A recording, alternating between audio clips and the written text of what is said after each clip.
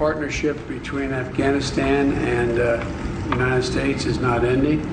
It's going to be sustained. And, our troops may be leaving, but support for Afghanistan is not ending.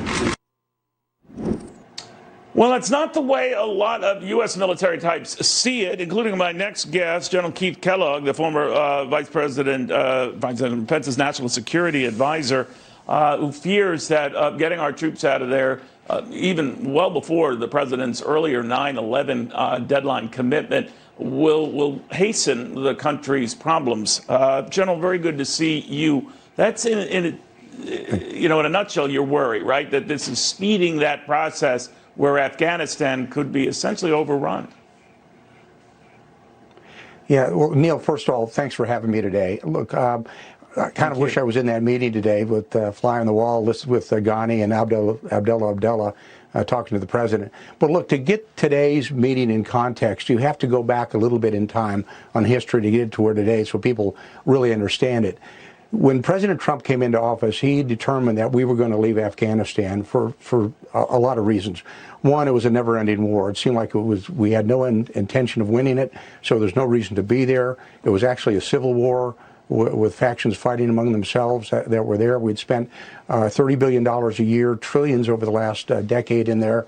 We had lost 2,500 great Americans there in combat, but we could see no end to it. In fact, the previous commander there, Nicholson, before Scotty Miller was there, said it was in a stalemate, and the president didn't see a reason to stay there.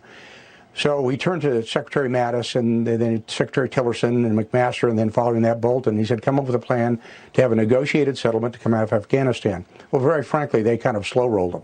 And it wasn't until Secretary Pompeo came in and we put a special representative for Afghan reconstruction, Zal Khalilzad, that we actually started to work with the Taliban and have an agreement with them. And we had that agreement come together in January and February of 2020. And the agreement was they would not attack Americans as we had this negotiated process going on. And they kept their word. There's not been an American killed by the Taliban since February of 2020, a year ago, well over a year ago, about 16 months now. And so we also decided in April to come up with a determination, April of 2020, on how to get out of there militarily. And we brought our team into the Situation Room. Secretary Esper was there, the Vice President was there, I was there, Pompeo was there, O'Brien was there, and we discussed ways to do this. We came up with three options: come out by Election Day, come out by inauguration, or come out by 1 May. And the determination by the president, President Trump at the time, was to come out by 1 May. So we started working with the military to downsize that and to work that. That gave all of us 1 year to work it, 1 year for the military withdrawal and 1 year for reconciliation between Ghani and the Taliban. To make that work, we actually went to the Pakistanis and got rationing, out of prison. General, I'm sorry for our tight time, but by that rationing, you would have been out of there earlier than the Joe Biden. But the difference would have been that you would have been more prepared. Right. Is that what you're saying? No, the difference would have been is we would have had a negotiated settlement to have a conciliation of the government, a reconciliation of the government between the Taliban and Ghani's government out there. Neil, the Taliban have been winning that fight for the last 9 years. They have been on the offense the entire time. We have 260,000 well-trained Afghan troops there that we trained to fight in Afghanistan, in their country, and we wanted to have a reconciliation of the governments coming together to have a peaceful settlement out there. And we thought we had that worked fairly well. And then when we passed that to the Biden administration, and by the way, Neil, I think both the Trump administration and the Biden administration have this right. This is on Ghani, because Ghani has pushed back on having a negotiated settlement. And the Taliban, when we talked to them, they've kind of said, look, we want to have this negotiated settlement getting out of there. And I think we have to sit back and think hard about that as we do it. I don't know what the president was talking about when he was talking about having troops there and forces there, what it's going to happen. But we laid a clear marker to the Taliban in discussions with Berarder and President Trump and what would happen if they didn't follow through with a good peace agreement.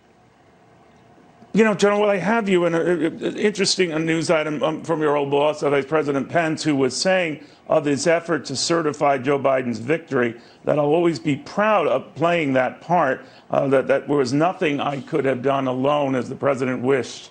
But obviously it's caused, you know, a great deal of enmity between the two men, maybe more on the president's part toward the vice president. What did you think of what the vice president said on that he wants to move on, but that it is still something he says they did the right thing?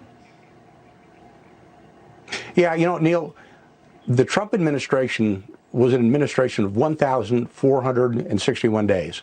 We did great things for 1,460 days. We had one bad day.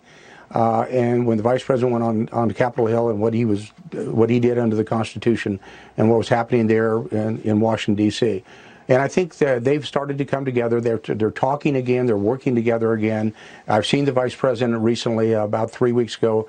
I've spoken to the former president as well out there. I think they're coming together and working together going forward. And hopefully that relationship. When you say going together and working together, are you referring, General? I'm sorry. Are you referring to the president and the vice president? That because they're definitely not on the same page on that whole January 6th thing, right? Well, that's what I said. For 1,460 days, they were on the same page. They were working well together, and a lot of things went very, very well together. And there was a lot of great things the administration did. Everything from creating a vaccine in a short period of time to the Abraham Accords in the Middle East to taking out Soleimani, the biggest terrorist. But you agree with the vice president that he had no other choice. He had no other choice. No, you did.